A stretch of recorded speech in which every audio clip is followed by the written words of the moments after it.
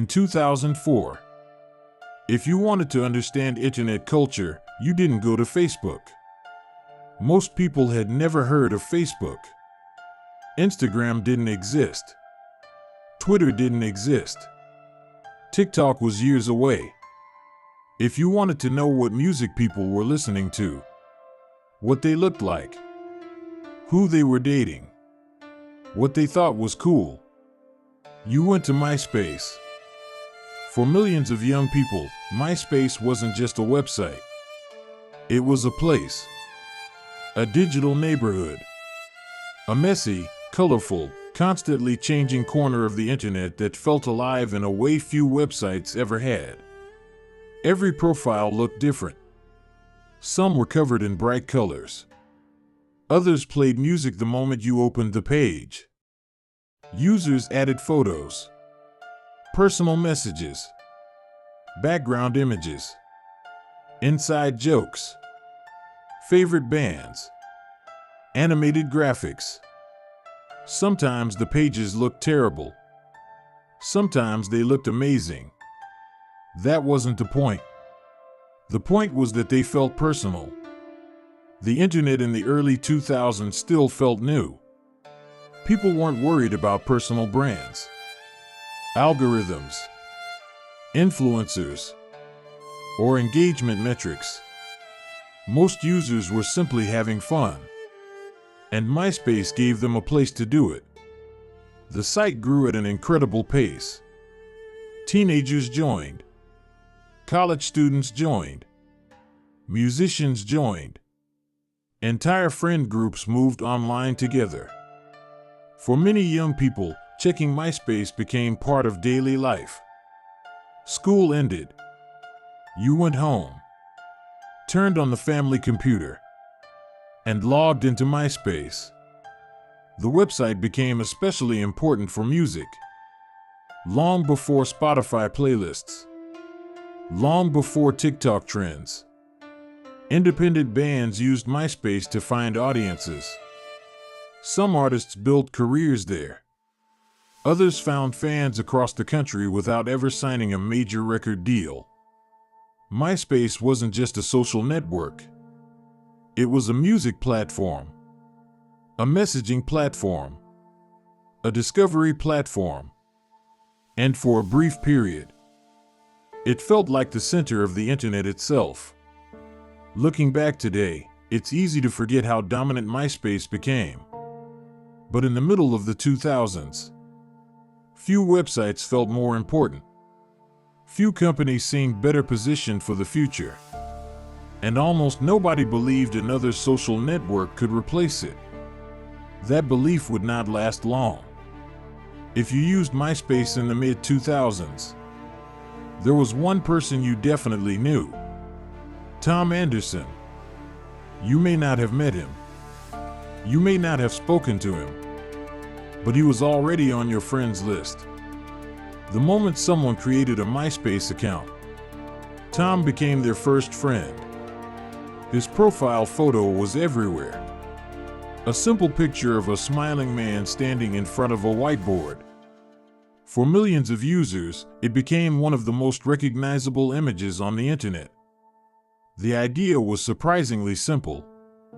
Starting a new social network could feel lonely. An empty profile. No messages. No friends. No activity. Tom solved that problem. Every new user immediately had at least one connection. And that small detail helped make MySpace feel welcoming. It felt less like software and more like a community. Unlike many technology founders, Tom never tried to become a celebrity entrepreneur. He wasn't constantly giving interviews. He wasn't presenting himself as a visionary genius. He didn't build a carefully managed public image. In many ways, he seemed like the opposite of the Silicon Valley stereotype. That made him relatable. People liked him. More importantly, people trusted him. As MySpace grew, Tom became an unexpected internet icon. His face appeared on millions of screens every day. Yet unlike most famous technology leaders, he didn't seem distant. He felt like part of the community. At the same time, MySpace was growing at an extraordinary rate. New users arrived by the thousands, then tens of thousands, then hundreds of thousands. Musicians joined, artists joined, photographers joined, teenagers joined. Everyone seemed to know someone who had a MySpace profile. The internet was changing, and MySpace was helping define what social networking meant. But growth created pressure. Investors noticed. Advertisers noticed. Media companies noticed. The numbers were becoming impossible to ignore. Traffic kept rising. User engagement kept rising. And the value of the company increased almost every month. For Tom and the MySpace team, the success felt exciting. For others, it looked like an opportunity. And one of the most powerful media empires in the world was beginning to pay attention. Rupert Murdoch had spent decades building newspapers, television networks, and entertainment businesses. Now he was looking at the internet, and he believed he had found the future. The question was whether MySpace could remain the same company once that future arrived. By 2005, MySpace was no longer a niche website. It was becoming a cultural phenomenon. The growth was difficult to comprehend. Every month brought more users, more profiles, more photos, more messages, more bands, more traffic. What had started as a small social networking platform was rapidly becoming one of the busiest destinations on the internet. The timing could not have been better. Broadband internet was spreading across America. Digital cameras were becoming affordable. Young people were spending more time online than ever before. And MySpace sat directly in the middle of that shift. The site became particularly important for music. Thousands of independent bands created profiles. Many artists uploaded songs before record labels even knew they existed. Fans could interact directly with musicians. Musicians could build audiences without traditional gatekeepers.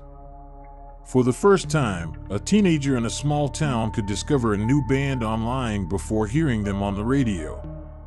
It felt revolutionary. Record labels began paying attention. Music executives began paying attention. Advertisers began paying attention. The internet was no longer just a place for websites. It was becoming a place where culture happened. And MySpace was leading the way. At one point, MySpace was adding hundreds of thousands of users every week. Traffic surged so quickly that engineers struggled to keep up. Servers needed upgrades. Infrastructure needed expansion. New employees arrived constantly. The company was growing faster than almost anyone expected. Inside the office, the atmosphere was intense. Teams worked long hours. Problems appeared daily. And new opportunities appeared even faster. For many employees, it felt like they were riding a wave that never stopped getting bigger. Meanwhile, another social network was quietly collapsing. Its name was Friendster. Just a few years earlier, Friendster had been one of the most talked about websites on the internet. Investors loved it. Users loved it. The press loved it. Many people assumed Friendster would dominate social networking. Instead, the company struggled with technical problems. Pages loaded slowly. Features broke. Users became frustrated. As Friendster stumbled, MySpace welcomed the refugees. Millions of them. Every problem Friendster failed to solve became an opportunity for MySpace. Every frustrated user became a potential new member. The shift happened quickly. Then all at once. By the middle of 2005, MySpace had effectively won the first great social networking battle. Friendster was fading. MySpace was exploding. And from the outside, the future seemed obvious. The company had momentum. The company had culture. The company had users. Most importantly, the company appeared untouchable. That perception would soon attract the attention of a man who had spent decades buying newspapers, television networks, movie studios, and media companies. Rupert Murdoch.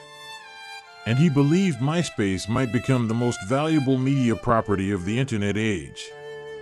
In the summer of 2005, Rupert Murdoch made one of the most surprising acquisitions of his career. Through News Corporation, he purchased MySpace for approximately $580 million. At the time, many people thought the price was outrageous. MySpace was only a few years old. Social media was still a new industry. And traditional media executives often struggled to understand the internet. Murdoch saw something others missed. For decades, he had built newspapers, television networks, film studios, publishing businesses.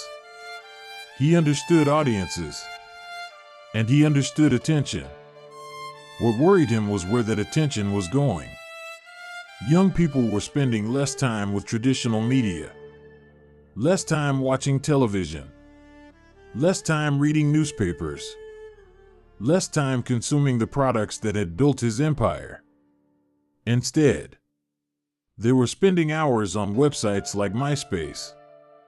Murdoch believed a major shift was underway. The internet was not a side business. It was becoming the business. To many observers, the acquisition looked brilliant. News Corp gained access to one of the fastest-growing websites in America.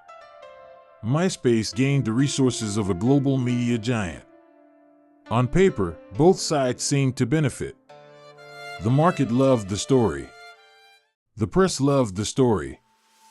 Investors loved the story. And for a while, the numbers continued moving in the right direction. Traffic increased. Advertising revenue increased. User growth continued. Executives celebrated. But inside the company, something subtle began to change. Before the acquisition, MySpace had behaved like a startup. Engineers moved quickly. Features appeared quickly. Decisions happened quickly. Now there were meetings, reporting structures, revenue targets, quarterly expectations. The company was no longer just trying to grow. It was being asked to perform. That difference mattered. The pressure became even greater after News Corp signed major advertising agreements tied to aggressive growth targets. Millions of dollars were at stake. Traffic mattered. Page views mattered. Advertising inventory mattered. Every screen became an opportunity to generate revenue. And slowly, the user experience began competing with the business model. More advertisements appeared. Pages became heavier. Load times increased. The site felt busier. More crowded. Less personal. At first, most users barely noticed. MySpace was still huge. Still popular. Still culturally dominant. But beneath the surface, cracks were beginning to form.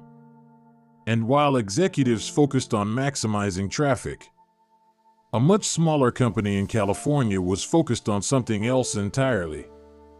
Product quality, user experience, and a cleaner vision of social networking. Its name was Facebook. At the time, almost nobody believed it could challenge MySpace. That assumption would prove expensive. while MySpace was dominating headlines.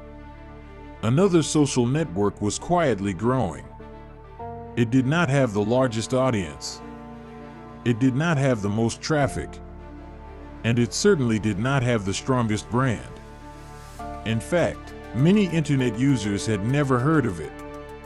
The website began at Harvard University. Its founder was a 19-year-old student named Mark Zuckerberg. At first, Facebook was extremely limited. You needed a university email address to join. Most people couldn't create an account. Most people couldn't even see what was happening inside. Compared to MySpace, Facebook looked tiny. Compared to MySpace, Facebook looked boring. There were no custom backgrounds, no profile music, no flashing graphics, no personalized layouts. The pages were simple, almost plain. Many early internet users considered that a weakness. Why would anyone choose a plain profile over a customized one? Why would anyone give up creativity for simplicity? At the time, those questions seemed reasonable. MySpace felt exciting. Facebook felt restrictive. MySpace looked like a party. Facebook looked like a school directory. Yet Zuckerberg and his team were focused on something different. They weren't trying to build the loudest social network. They were trying to build the most useful one. Real names mattered. Real identities mattered. Real relationships mattered. The goal was not self-expression. The goal was connection. And that distinction would become increasingly important as social media expanded. Inside Silicon Valley, opinions remained divided. Some investors believed Facebook's approach was too limited, too narrow, too controlled. Others saw potential. They noticed that users were spending extraordinary amounts of time on the platform. They noticed that engagement remained unusually high. Most importantly, they noticed that people kept coming back. Again, and again, and again. Meanwhile, MySpace continued celebrating its success. Traffic records were being broken. Advertising deals were being signed. The company appeared stronger than ever. From the outside, the competition barely seemed real. One company dominated popular culture. The other was still growing inside college campuses. If you had asked most people in 2005 which social network would own the future, the answer would have been obvious. And it would have been wrong. By 2006, the competition between MySpace and Facebook was becoming impossible to ignore. Traffic reports were being compared. User growth was being compared. Investors were beginning to ask the same question. Could Facebook eventually challenge MySpace? At first, the idea sounded ridiculous. MySpace was one of the most visited websites in the world. Facebook was still expanding beyond colleges. The numbers weren't even close. But underneath those numbers, something more important was happening. The two companies were building completely different versions of the internet. On MySpace, individuality came first. Users could change almost everything. Background colors, fonts, music, images, layouts. Every profile felt different. Sometimes beautifully designed. Sometimes completely chaotic. That was part of the appeal. People didn't just use MySpace. They built a version of themselves inside it. The platform encouraged experimentation, creativity, self-expression. It felt messy, human, unpredictable. Facebook took the opposite approach. Profiles looked almost identical. Pages followed strict rules. The design was simple. clean, and controlled. Many MySpace users hated it. They complained it was boring, too limited, too corporate. Why would anyone want a social network where everyone looked the same? But Facebook wasn't trying to maximize creativity. It was trying to reduce friction. The company believed users should spend less time designing profiles and more time connecting with people. That philosophy influenced every decision. Real names instead of screen names. Consistent profiles instead of custom pages. Relationships instead of decoration. The contrast became increasingly obvious. MySpace felt like your bedroom wall, covered with posters, photos, music, personal memories. Facebook felt like a digital identity card. Simple, organized, reliable. Neither approach was obviously wrong. In fact, for a while, many users preferred MySpace. It felt more personal, more expressive, more fun. But as social networking expanded beyond teenagers and music fans, different priorities began emerging. Parents joined social media. Professionals joined social media. Businesses joined social media. Advertisers joined social media. Suddenly, simplicity became an advantage. Consistency became an advantage. Trust became an advantage. Facebook's design scaled more easily. Its pages loaded faster. Its experience felt predictable. Users always knew what they were getting. Meanwhile, MySpace became increasingly difficult to manage. The freedom that once made the platform exciting was also creating problems. Profiles loaded slowly. Pages became cluttered. Navigation became inconsistent. What felt creative at small scale became chaotic at massive scale. Inside both companies, leaders could see the same trend. The internet was growing up. The question was whether social media should grow up with it. Tom Anderson believed people wanted freedom. Mark Zuckerberg believed people wanted simplicity. Both men were trying to build the future. Only one of them would get there first.